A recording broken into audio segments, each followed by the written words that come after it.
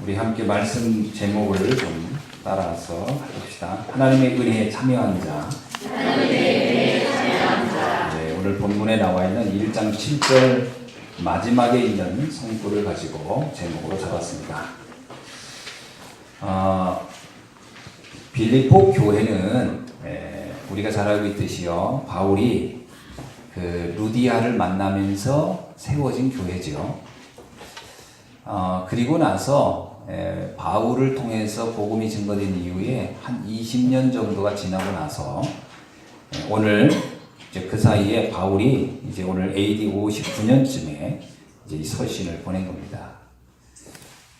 그때 빌립보 교회는 그야말로 마게도니아의 첫성이고 로마로 가는 관문이고, 그래서 이 빌립보 지역에 굉장히 많은 전도 운동이 일어나고 확산된 것을 확인할 수가 있어요. 특별히 이 빌립보 교회가 굉장히 빠른 속도로 성장할 수 있었던 것은 성도들이 교회를 세우고 교회를 빨리 강화시켜야 할 이유를 그들이 너무 잘 알고 있었습니다. 왜 그랬을까요? 우리가 잘 알고 있듯이요, 로마는 전 세계를 장악하고 있었고, 당시 로마가 가지고 있는 그 문화의 힘이 굉장했습니다. 그래서 우리가 잘 알고 있는 그리스 로마 신화 이런 얘기 많이 들어보셨죠? 그게 바로 로마가 그 세계를 장악하고 있을 때 전 세계에 알린 우상입니다. 뭐 우리가 지금은 하도 그렇게 무슨 옛날 이야기처럼 무슨 뭐 제우스니 뭐 프로메테우스니 뭐 이런 얘기 듣지만, 이게 그 시대에는 수많은 사람이 섬기던 신앙들이에요. 온갖 종류의 잡신을 섬겼는데 이거를 로마가 확산시켰습니다. 그러면 이거를 확산시킬 때 여러분 잘 알지만 그 로마 신화의 내용이 어떤 거죠? 내용을 가만히 보면요, 크게 두 가지입니다. 하나는 굉장히 폭력적이에요. 그 신들이 막 죽이고 막 그런 겁니다. 그리고 또 하나가 굉장히 쾌락적이에요. 그럼 이 두 가지는 뭘 의미하죠? 당시 로마의 문화를 나타내는 겁니다. 로마가 전쟁을 통해서 세운 나라예요. 계속 전쟁을 하고 있습니다. 그거를 하늘의 뜻으로 합리화해야 되니까 이 신화의 이야기들을 그걸 갖다 활용하는 겁니다. 수많은 사람을 죽이면서 그건 당연히 타당한 것처럼. 또 하나는 사람들이 전쟁을 너무 많이 하니까 스트레스가 너무 많은 거예요. 전쟁 스트레스. 그러니까 이거를 뭐로 풀죠? 쾌락으로 푸는 거예요. 이거를 또 이런 신들의 이야기를 동원해서 사람들의 그 스트레스를 그런 식으로. 그러니까 로마는 오락도 굉장히 많이 발달했습니다. 여러분 잘 알고 있듯이 지금도 로마에 가면 콜로세움이라고 큰 경기장. 근데 이게 로마가 장악한 나라마다 그걸 다 세웠어요.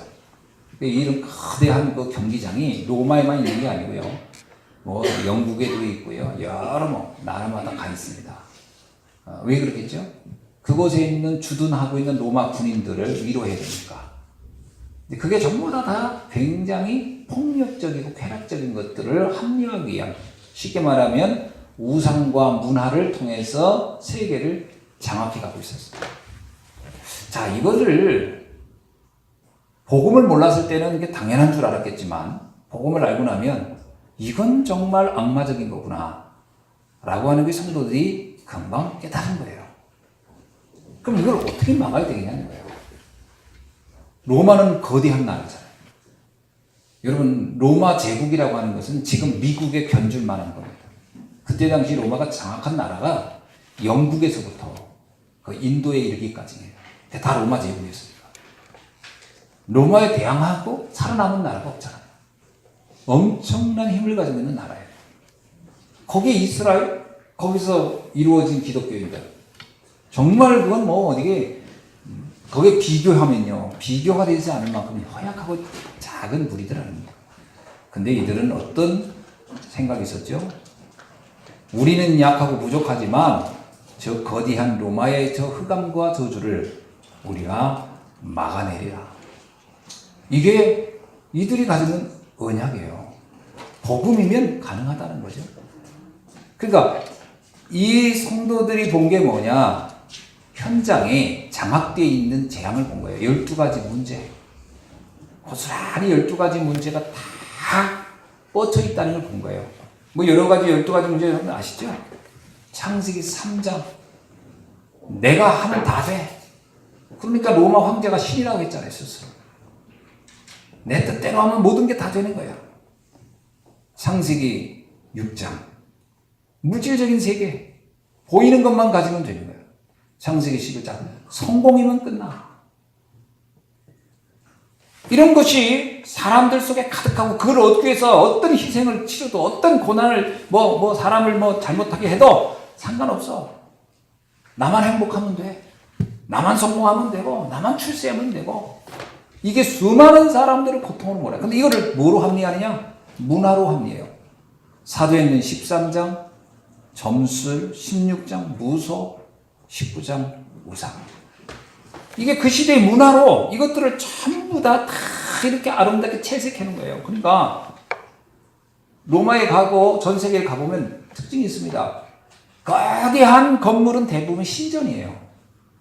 그 신전 앞에 사람들이 와서 예배드리고 제사 지내고 하면서 자신들이 하고 있는 이런 모든 것들을 합리화시키는 거예요. 이게 세상이 가지고 있는 특징 아닙니까? 오늘날도 마찬가지예요. 사람들이요 정말 오직 나밖에 모르고 막 합니다. 그런데 이것들이요 거대한 대학에서 학문으로 합리화시켜 놓고 또 많은 기업들이 그것이 맞다고 하고 막 알려면요 사람들은요 그게 옳은지 그른지 구분도 안 하고 그냥 거기를 가야 된다고 생각하고 막 달려가는 겁니다. 이게 시대의 문화거든요. 문화의 흐름을 막을 수 있는 사람이 별로 없습니다. 그러니까 어떤 문제가 옵니까? 당연히 개인에게 문제가 드러나기 시작하는 거예요. 영적 문제가 이제 막 드러납니다. 온갖 질병들이 나타나는 거죠. 마귀의 자녀라는 말이 뭡니까? 피할 수 없는 운명이라는 거예요. 사람들이 열심히 사는데도요. 계속 어느 날 문제가 옵니다. 왜? 피할 수 없는 운명. 열심히 삽니다. 착하게 살고 바르게 살고 최선을 다하는데 계속 재앙이 오는 거예요. 피할 수 없는 운명. 그 이야기를 하는 거예요.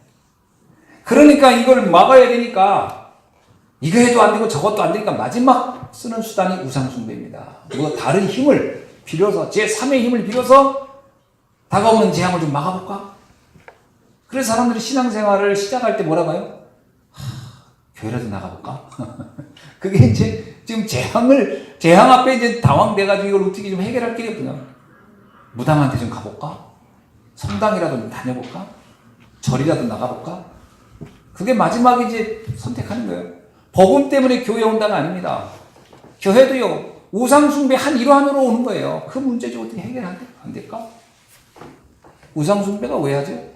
피할 수 없는 운명 앞에서 마지막 선택하는 거. 그래서 사람들은 우상숭배합니다. 조상한테 빌어보고 다 해보는 거예요. 근데 이게 되느냐? 이게 희한하게요. 마귀가 하는 짓이라 되는 듯 하면서 안 돼요. 그러니까 되는 것도 없고 안 되는 것도 없고. 참 신기하죠. 뭔가 될 것 같아. 그래서 사람들이 자꾸 거기에 더 몰입하게 되는 거예요. 왜? 정성이 부족한가? 무당들이 제일 많이 하는 단어가 있어요. 정성을 쏟아라. 안 되는 건 다 네 탓이요.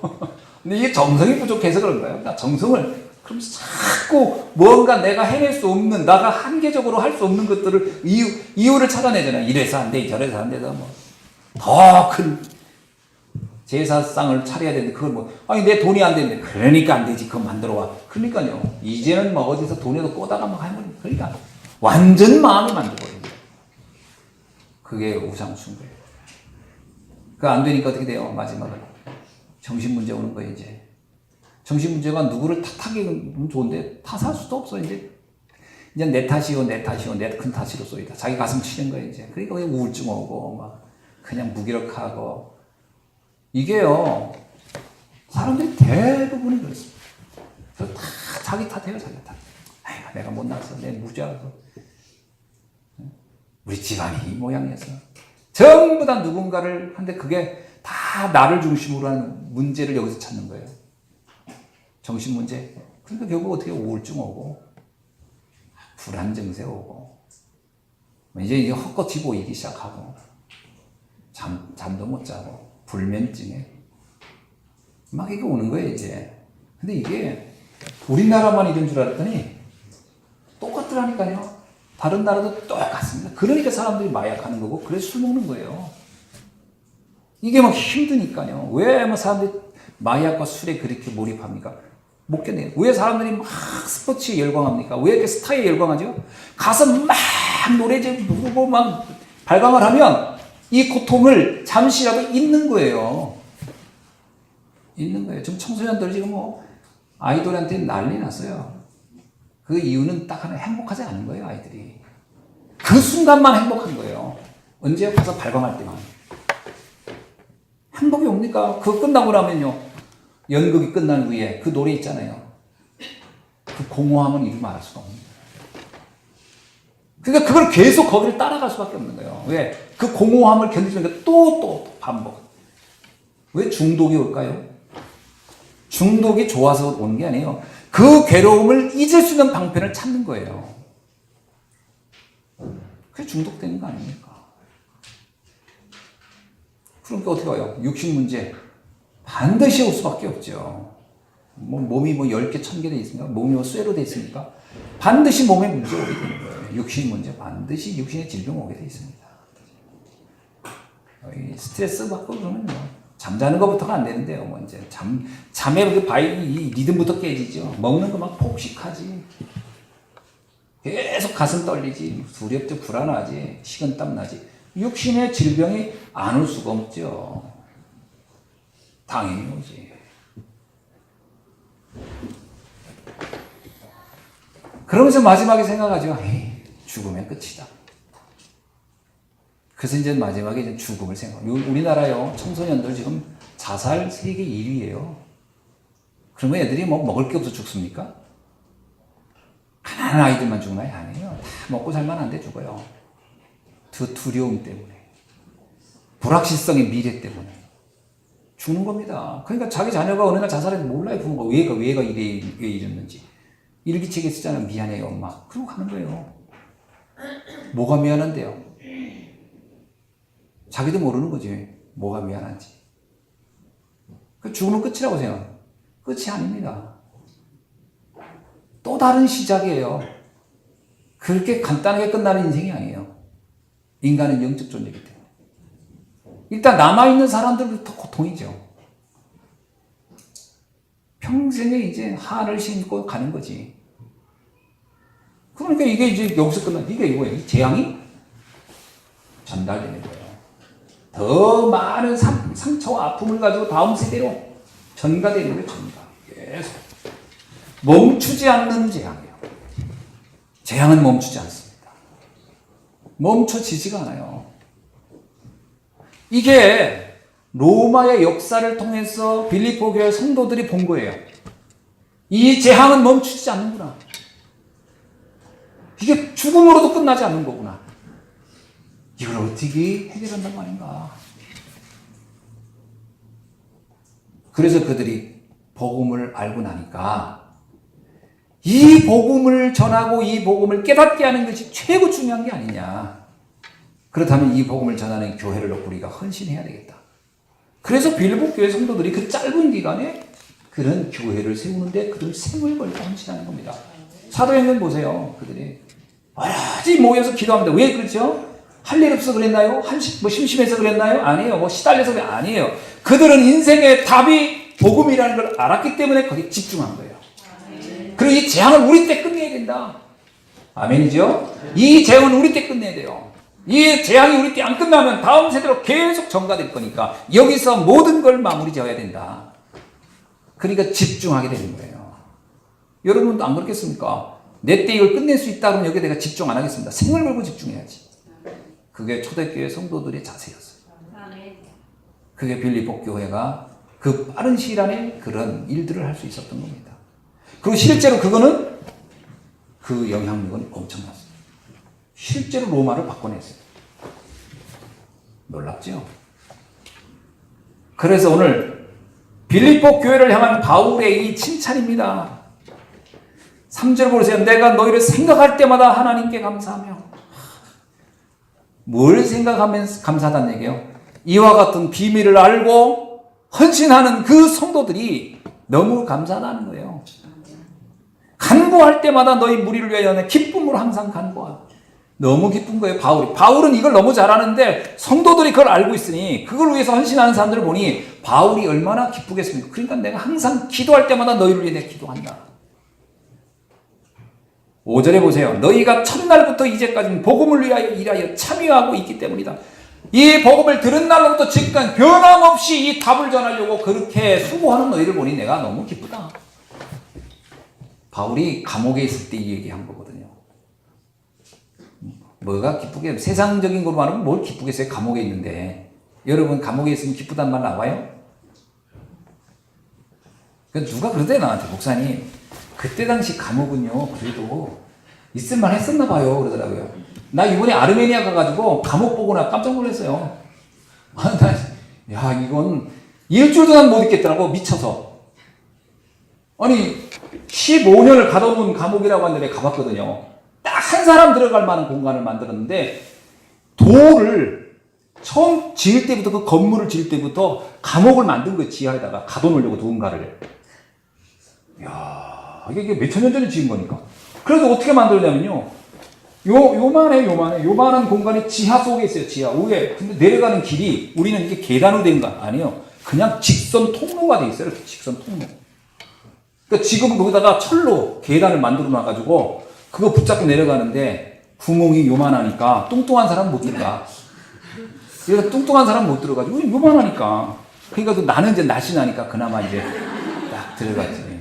거기 이렇게 뚱뚱한 목사님 왔잖아요. 그분은 난 끼어 못 들어간다는 거지. 안 들어갔어. 근데 이제 들어가는데 나는 이게 짧을 줄 알았어요. 저기서 한 요쪽만 내려오는 데인다. 이거 2배가 되는 줄 계속 내려가는 거예요. 계속. 나중에 내려가면서 무서운 거예요. 이제 밑에 볼 수도 없고.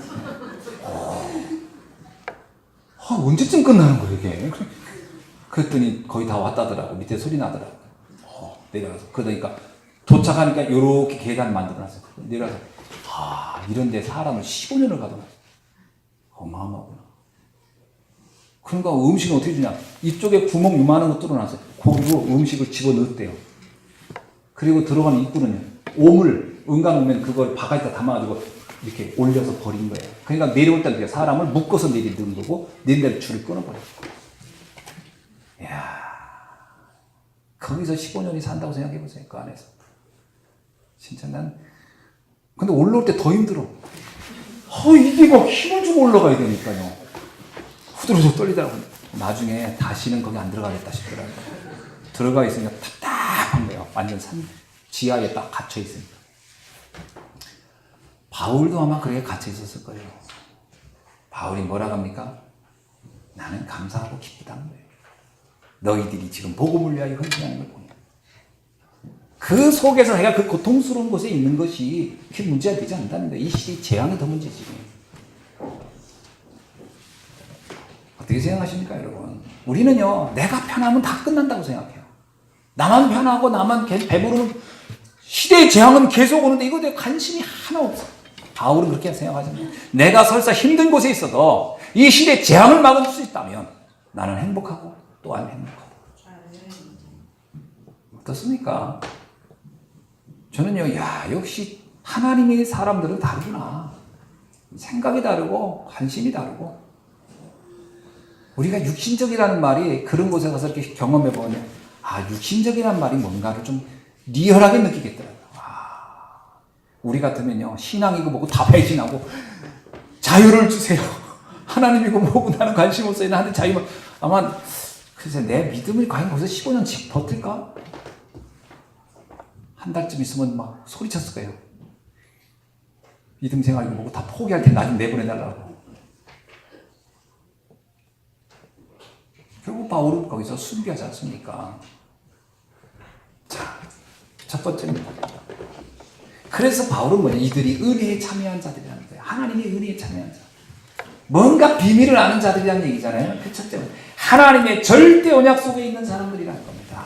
아멘. 하나님의 절대 언약이 뭐예요? 인생의 유일한 답이 뭔지를 알고 그 답 속에 있는 사람들이라는 거예요. 얼마나 멋집니까? 그래서 구원의 은혜를 입은 사람. 모든 사람은 12가지 문제에서 절대로 벗어날 수 없어요. 누구도요? 황제도. 로마 황제도 제 수명을 제대로 살다 죽은 사람이 거의 없어요. 다 살해당하고 그랬어요. 우리나라 임금들도 비슷합니다. 뭐 영조 같은 경우나 좀 오래 살았지 그 외에는 다 제 수명에 못 살다 갔어요. 이게 무슨 얘기죠? 아무리 권력자라 할지라도 12가지 저주와 재앙에 자유로운 사람이 없다는 거예요. 그러니까 이 답을 알고 있다는 것은요, 황제가 부럽지 않은 거예요. 아멘이죠? 그러니까 바울이 로마 황제 가이사 앞에 내가 가야 하리란 말은 뭐예요? 그 가이사도 내가 도와줘야 되겠다 이렇게 얘기한 거 아닙니까? 저 황제도 내가 도와줘야 되겠다. 왜? 그 사람 역시 12가지 문제 잡혀있을 거니까. 여러분 어떻게 생각합니까? 세상 사람들이 부럽습니까? 돈 많은 사람이 부럽나요? 12가지 문제에 잡혀있는 거예요. 우리 청소년들 어때요? 좋은 스포츠카 타고 막 가는 사람 보고 부럽나요? 지금 시달리고 있는 거예요. 그거 타고 지금 소리 내고 다녀야 뭔가 지금 답답함이 그나마 풀리고 있는 사람인 거예요. 오토바이 타고 막 오고 가는 거 있죠. 부럽습니까? 그 속이 지금 터질 것 같아가지고 그 소리를 대신하고 가고 있는 거예요, 지금. 그 영적 문제에 지금 이미 와 있는 거예요. 감당 못해서 저러고 다니는 거예요. 가끔 여기서 오냐, 가슴이 쪼매쪼매쪼매요. 저러다가 신호 안 지키는 차라도 하나 나오면, 그러다가 그냥 가끔 꽝 소리 나요. 가끔씩. 그러면 한 인생 또 갔구나. 불쌍한 거예요. 그 부럽지 않습니다, 그런 게. 왜 불쌍하지, 안타까웠지, 그게 부럽습니까?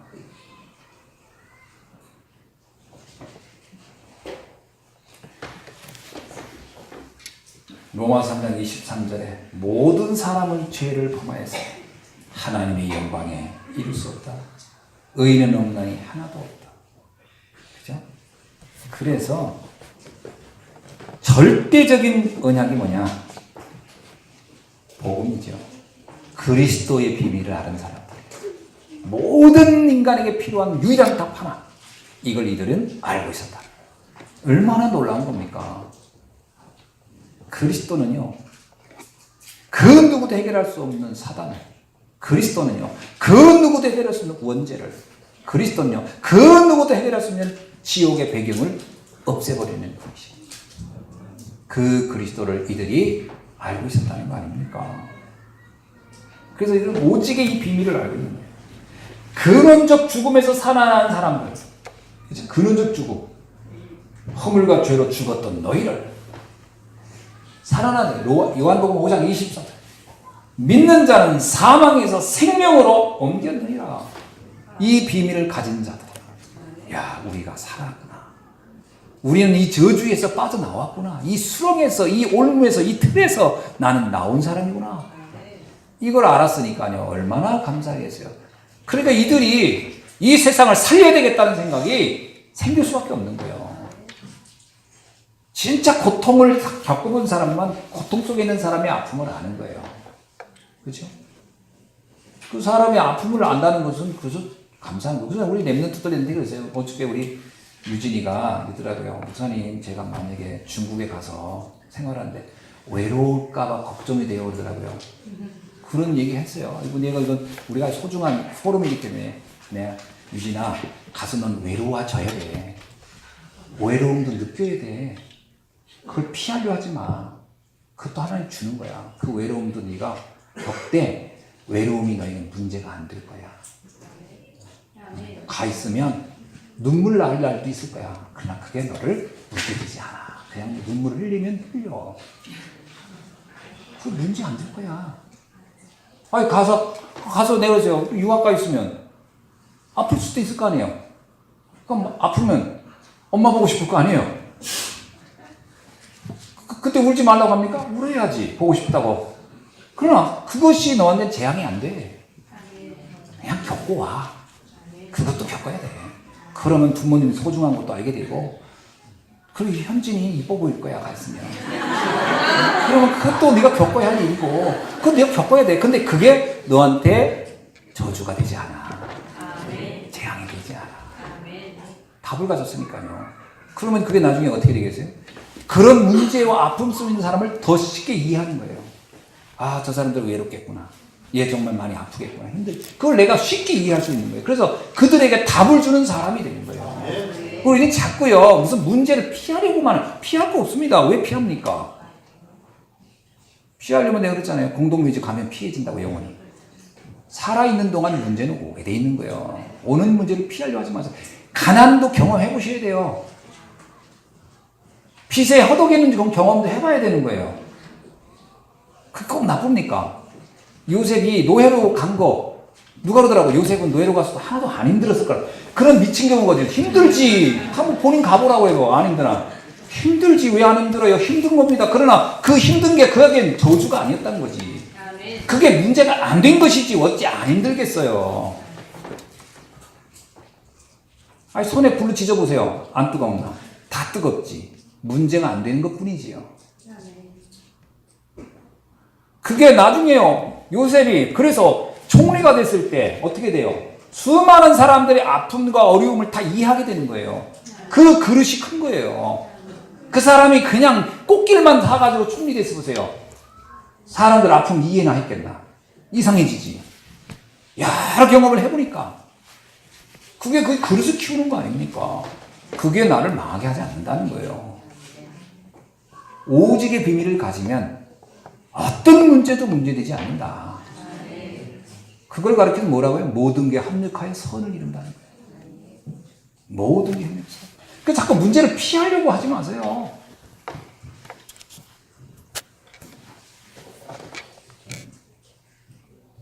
우리가 이런 노래가 있죠. 유행가 중에.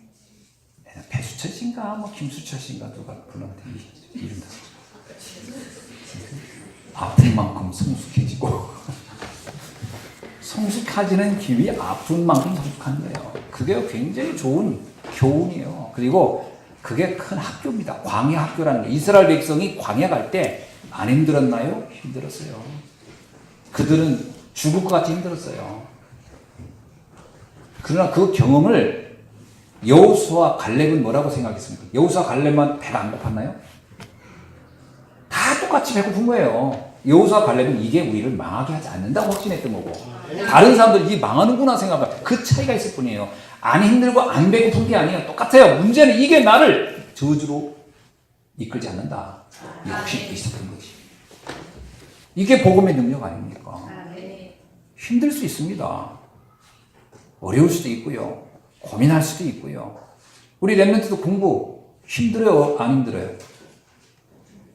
언약이 분명해. 근데 공부하는 게 힘들어? 안 힘들어?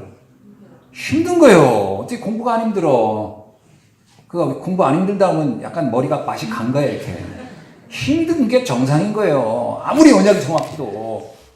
그러나 그 힘든 것이 나를 망하게 하지 않는다는 거지.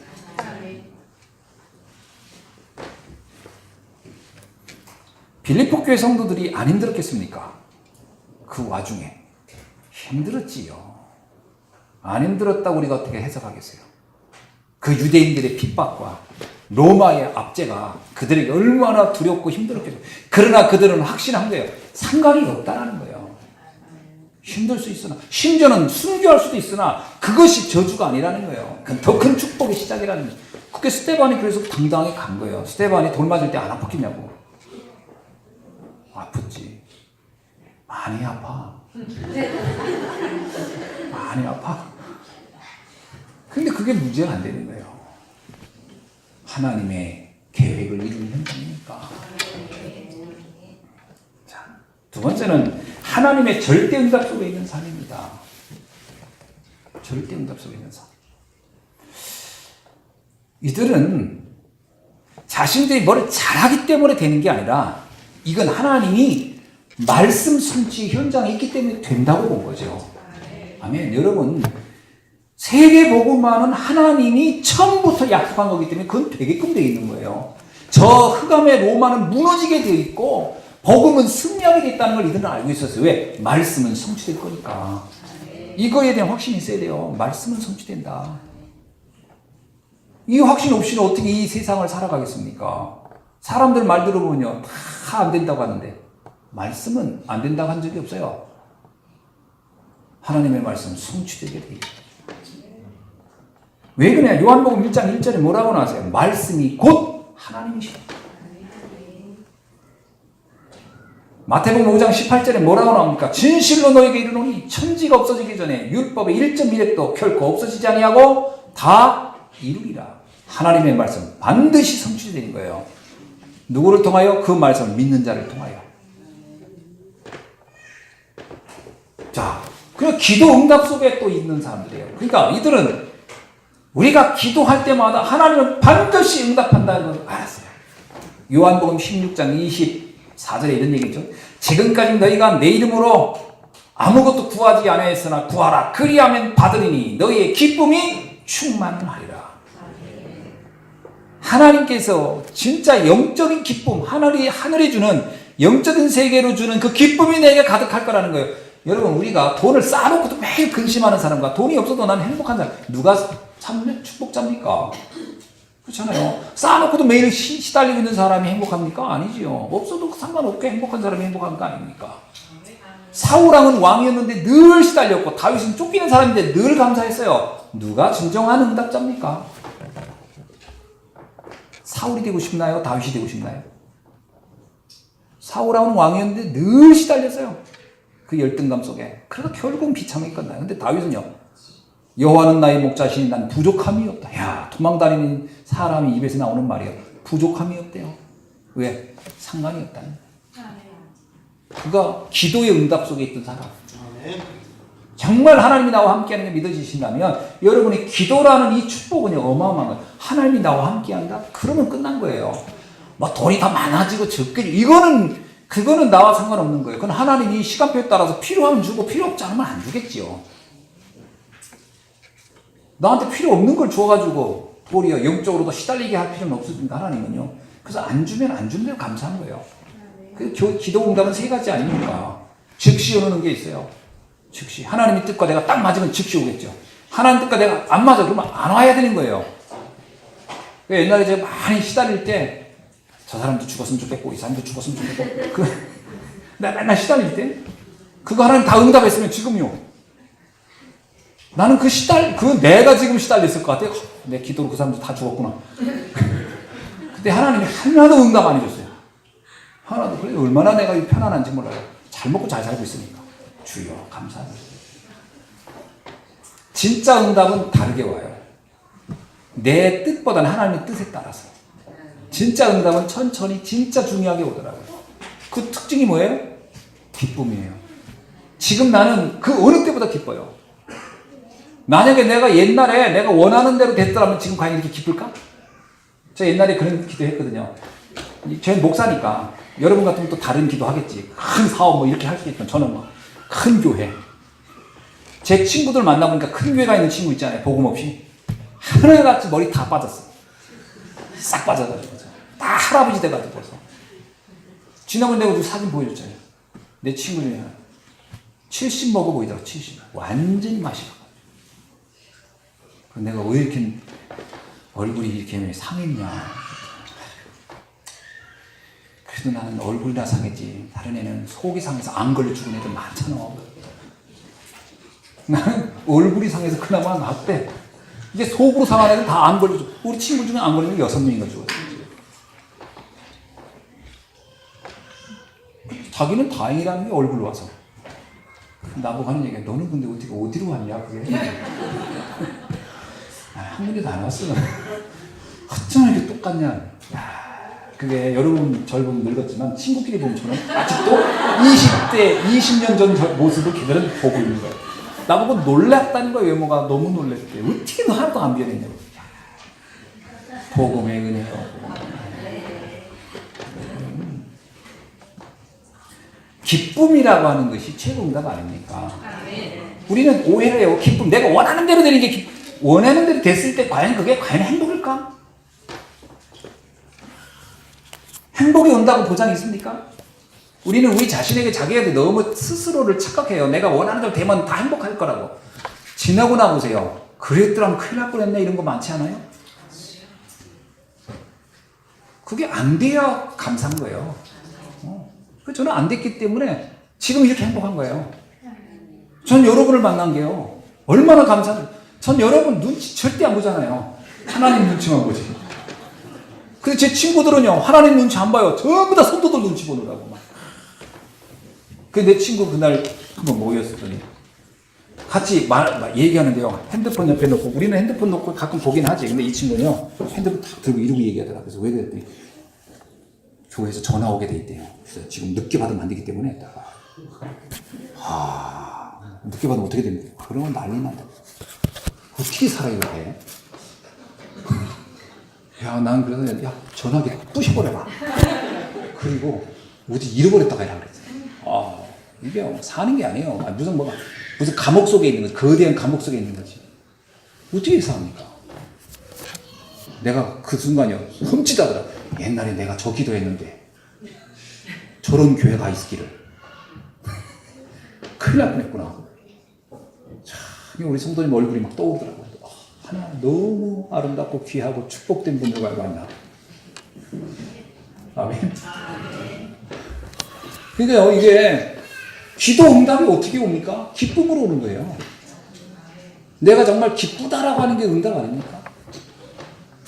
아무리 돈이 많아도 이게 안 기쁘면 그게 무슨 응답입니까? 기뻐야지. 뭐라고 합니까?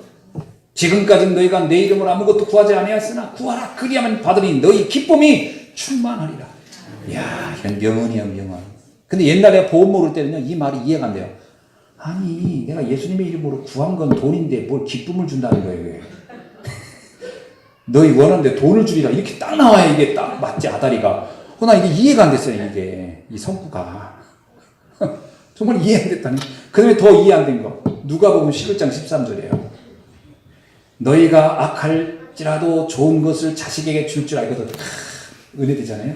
하물며 너희 하늘에 계신 아버지께서 구하는 자에게 좋은 걸 주시지 아니하겠냐 이래야 되는데 성령을 주시지 아니하겠냐. 아니 좋은 걸 줘야지 왜 성령을 줘. 난 이거 이해 안 됐어요. 아니 이걸 돈을 준다고 해야 되는가 뭐 명예를 준다고 네 원하는 소원을 이루어준다고 해야지 성령을 준다고 했을까 왜. 보고 말고 나니까요. 이야 이거 기가 막힌 말씀이구나. 내가 너와 함께 하겠다는 거잖아요. 내가 너와 영원히 너와 동행하겠다는 거예요. 이거보다 세상에 제일 큰 축복이 어디 있어요. 하나님이 나한테 이거 먹고 떨어져라 하고서 돈 한 푼 주고서 영원히 함께 안 하면 이건 저주예요. 근데 내가 너를 함께하고 영원히 지켜주랴. 이거만큼 큰 축복이 있어요. 내가 너에게 성령을 주시지 아니하겠느냐. 내가 너와 함께하지 않겠느냐. 그러면 끝난 거죠. 어디까지요? 천국에 갈 때까지. 야, 이게 최고 응답이구나. 저는 그때서 알은 거예요. 아, 가장 좋은 것은 이거였구나. 하나님이 나와 함께. 그러니까 우리가 이걸 알고 있는 성도들이 세상을 보니까 세상이 어떻게 보여요? 그냥 어둠 속에 가득 차서 사는 거예요. 나름대로 뭐 성공을 위해 달려가는 것 같은데 이게 전부 다 재앙을 향해 가는구나가 확 보이는 거예요. 빌립보 성도들이 볼 땐 저들을 내가 도와줘야 되겠다. 당연한 거 아니겠습니까?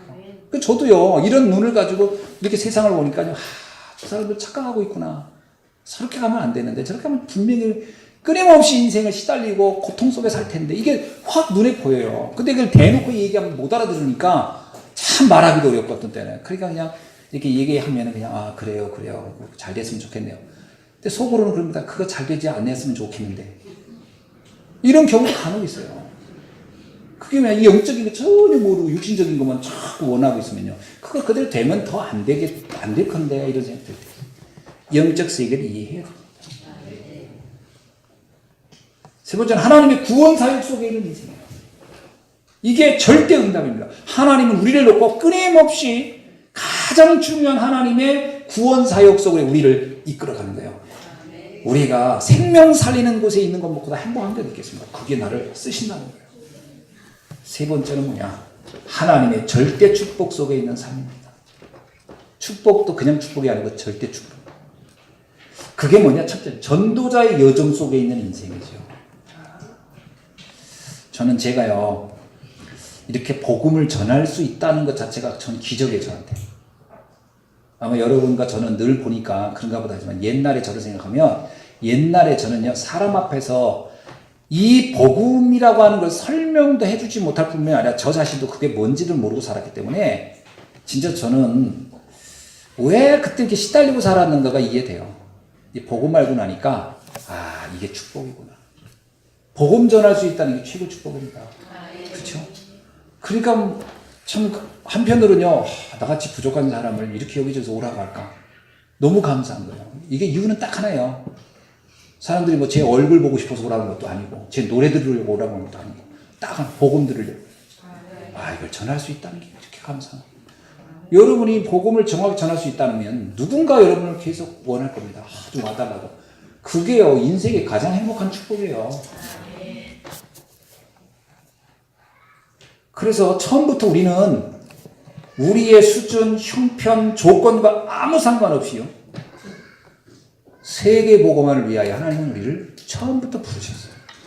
이거를 여러분이 꼭 기억. 아, 나는 처음부터 세계복음화를 놓고 하나님이 나를 부르셨구나. 나는 그 일을 하다 가는 것이 가장 행복한 삶이겠구나. 저는 가끔 우리 랩런트들한테 야, 너 진짜 복음 전하는 전도자 됐으면 좋겠어라고 하면 이 말이 갖고 있는 그 깊은 뜻, 그 폭넓은 의미를 이해를 잘 못할 때가 있는 것 같아요. 그래서 그거 너무 그런 건 너무 재미없을 것 같고, 진짜 그건 오해하는 겁니다. 가장 행복한 삶이 거기 있어요. 그냥 의사는 재미없어요. 복음 전하는 의사가 돼야지. 그냥 정치인은 재미없어요. 복음 전하는 정치인이 돼야지. 그냥 경제인은 재미없습니다. 복음 전하는 경제인이 돼야지. 그죠? 복음 전하는 사람이 될 때 오는 그 기쁨과 감격과 축복은 이루 상상이 안 된다니까. 이거 좀 알았으면 좋겠다 생각이 많이 들어요. 우리 복음 말하자면 너희는 만민에게, 모든 족속에게 땅끝까지 가게 될 것이다. 얼마나 놀라운 일입니까?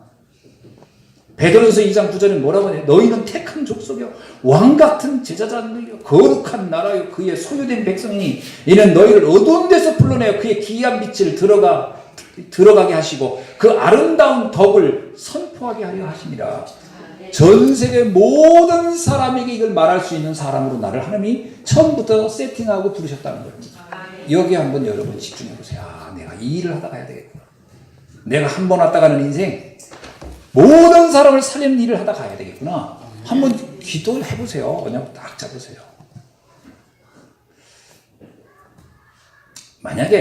제가 만약에 이제 뭐 아르메니아다, 뭐 어디 나라다 이렇게 얘기할 때, 딱 여러분 속에 내가 가서 나도 복음 전하는 일을 하고 싶다. 그 평신도 전도자. 그래가지고요, 뭐 우리 양준 장로님 같은 경우는 더 쉬워요. 내가 영어를 하니까 영어를 가지고 난 전해야 되겠다. 그렇지. 요번에 갔는데 미국인 선교사님 왔잖아요. 왔는데 그분 옆에 어떤 분이 앉았는데 이분이 자꾸 얘기하는 게요, 러시아 말보다는 영어를 더 잘하는 거라. 자꾸 영어로 해달라는 거예요, 영어로. 나보고 자꾸 뭐 집사람하고 나하고 둘이 영어를 하십니까? 내 얼굴이 되게 영어를 잘하게 생겼는지 영어를 하십니까? 그래서 I don't know. 저는 영어를 못합니다. 답답하대. 막 이거만 되면 막 그냥 거북선에서 불 나오듯이 한번 막 하겠는데 답답해. 그런 사람들이 막 말씀 듣고 싶어 하는데 답답하대. 지금 파키스탄에서도 복음 전하러 와달라는 거예요. 그럼 하는 얘기가 영어를 하면 너무 좋겠대. 신학대학교 교수들 지금 다 모아놓으면 한 300~400명 되고 학생이 한 1000명 되는데 거기 가서 강의해달래. 복음을 전해달라는데 영어로 하면 좋겠다. 그래서 내가 통역자 데리고 가면 되겠네요 했더니 그래. 통역을 영어를 또 유창하게 하는 사람이 좀 있어야 되는데 그것도 좀 조금 기다려야 되겠다. 여러분이 복음 전할 수 있다면 엄청난 거예요. 복음 전할 수 있다. 굉장한 겁니다. 이제부터 영어 공부를 좀 시작을 하는 것도 괜찮을 거예요. 저보다 나이가 어린 분들은 시작해보세요. 영어 좀 한번 해봐요. 영어 괜찮아요. 그것도 하면 뭐 때문에 돈 벌려고 하지 말고 복음 전하기 위해서.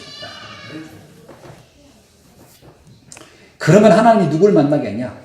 절대 제자를 만나게 한다. 얼마나 감사한 절대 제자.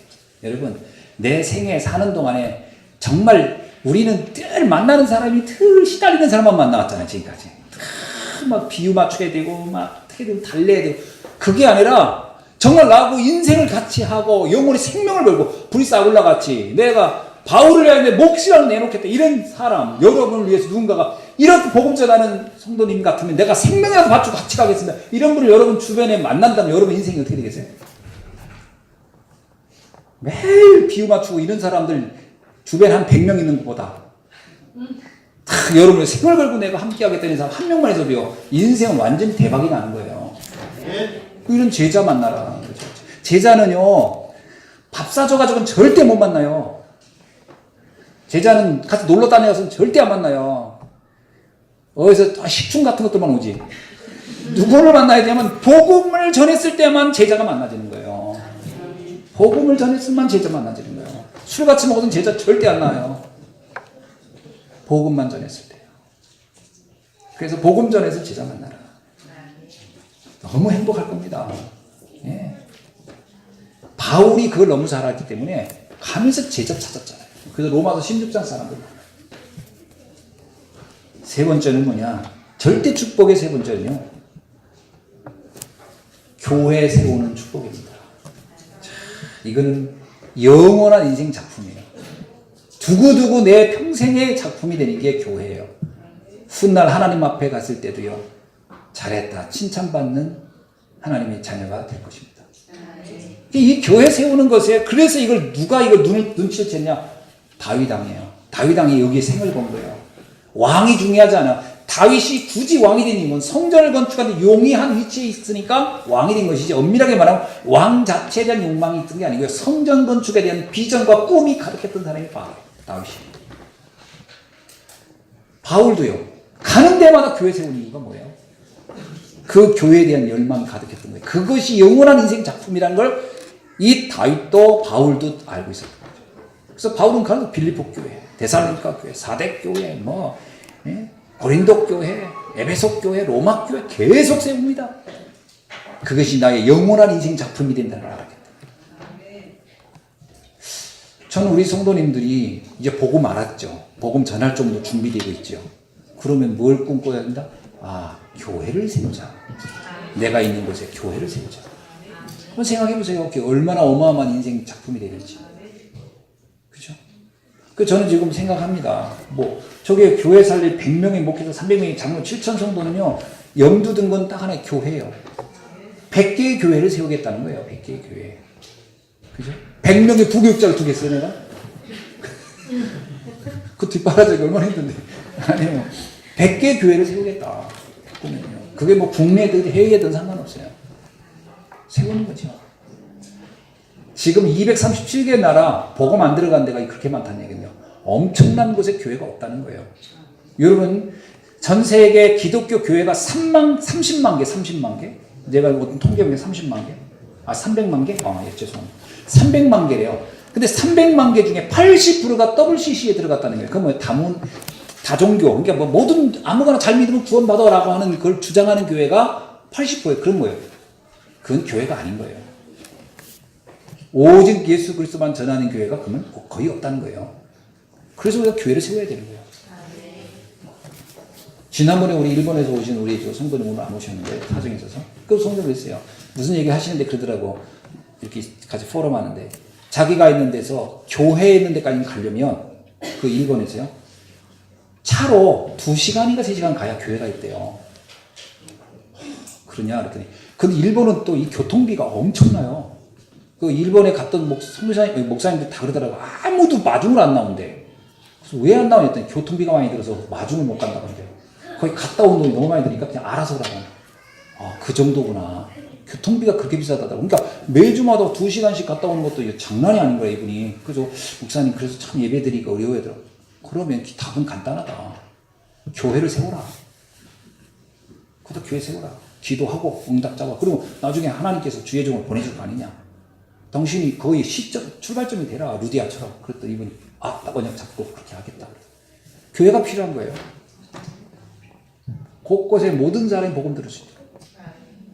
제가 지금 아르메니아 가도요, 에레반뿐만 아니라 그 주변에 교회 세워야 되겠다는 생각을 해요. 복음 전하는 교회들. 아니면 그 목사님들 세워서 다 교회 살리는 거죠. 거기 오는 20개 교회 목사님들의 교회를 다, 요번에 그 정문식 성교사님 딱 그 얘기하더라고요. 목사님, 우리가 하는 이 사역은 간단한 겁니다. 했더니 뭐였더니 핸드폰 있잖아요. 했더니 핸드폰 우리 보고 만들려고 하면 힘들지요. 했더니 그 불가능하죠. 했더니 칩만 사서 껴버리면 돼요. 칩만 사서 딱. 우리는 지금 칩을 끼는 겁니다. 모든 목사님은 복음 잘 모르거든요. 다 불러들여가지고 그 교회에 복음의 칩을 집어넣는 거라는 거겠다. 그러면 20개 교회가 세워지는 겁니다. 간단하게 얘기하시대. 목사님은 지금 칩 만들어 온 겁니다. 딱 그러더라고. 그래서 그 목사님들 불러가지고 딱 복음의 칩으로 바꿔놓으면 된다. 그럼 그 교회는 완전히 바뀌어버린다. 아무것도 하고 있지 않아요, 교회들이. 야, 이거 굉장하구나. 그럼 나는 20개 교회를 세우는 거예요. 간단한 거잖아요. 조지아에도 20개 교회 세우는 거예요. 현재 20명. 근데 목사님들 100명이 온다더라고요. 오지 말라고 그랬어요. 감당이 안 돼. 20명만 오시라고. 20명만 먼저 바꿔놓고. 그리고 이제 바꿔진 교회는 오지 말고 이제 안 바꾼 게 또 불러가고 또 바꿔놓고. 이렇게 해야 되고, 한 번에 100명씩은 안 되겠더라고요. 그 무슨, 지금요. 복음을 갈망한 데가 너무 많다. 그랬더니 우리 전사회가, 목사님, 그러면 카자흐스탄은 안 가실 거예요. 가야지. 침켄트 한번 가야지요. 가야 됩니다. 왜? 거기도 복음 듣기 원하는 분들이 있으니까. 이게 빌립보 교회 성도들이 생각했던 그 비밀입니다. 말씀을 맺습니다. 하나님의 절대 주권을 믿으시기 바랍니다. 오늘 1장 6절에 보세요. 한번 읽어봅시다. 너희 안에서 착한 일을 시작하신 이가 그리스도 예수의 날까지 이루실 줄을 우리는 확신하노라. 아멘. 여기서 착한 일이 뭔가요? 사람들은 이 말을 윤리 도덕적인 일이라고 생각하더라고요. 아닙니다. 여기서 착한 일이라는 것은 하나님이 계획을 이루는 일, 하나님의 뜻을 이루는 일을 이렇게 표현한 겁니다. 착한 일로. 그러니까 무슨 얘기예요? 이거는요, 단순히 우리를 그냥 이렇게 착한 사람, 인격적인 사람을 만들어 간다는 말이 아닙니다. 이거는 우리를 237개 나라 살릴 전도자로 나를 만들어 가신다는 얘기예요. 초대교회 성도들 다 세계복음하는 전도자로 하나님이 만들어 간 거예요. 그렇죠? 증인이 되게 하리라 그냥 너 증인 돼 이런 거 아니에요. 사도행전 1장 8절에 네가 증인 돼 이러지 않고요. 내가 너를 증인이 되게 하리라. 내가 너를 만들겠다는 거예요. 어떻게 해요? 세계복음하는 사람. 그러니까 여러분 하나님의 주권을 믿으세요. 아, 하나님이 나를 세계복음하는 사람을 만들어 가신다는 거구나. 그럼 내가 거기에 동의만 하면 돼요. 동의만. 그럼 하나님 나를 그렇게 만들어 주세요. 이렇게 동의만 하면 됩니다. 그래서 속지 마셔야 돼요. 내 수준, 지금 내 형편이 이런데 그거는 정말 착각입니다. 내 수준, 형편 하나님이 다 하셔요. 베드로 수준 다 하십니다. 바울의 수준 다 하셔요. 그러나 주님은 그들을 부르셨습니다. 왜? 그 수준이 상관이 없기 때문에. 그건 상관이 없습니다. 영적 서밋은 세상에 말하는 지식 서밋과 상관이 없어요. 하나님의 답을 가지고 있는 사람이면 누구나 할 수 있는 거예요. 그래서 하나님 그들을 사용하는 겁니다. 그래서 지금부터 여러분 그릇만 준비하세요. 그릇만. 그릇이 뭐냐? 가장 큰 장애물은 세상이 아닙니다. 나 자신이에요. 내가 못한다 하면 하나님도 감당이 안 돼요.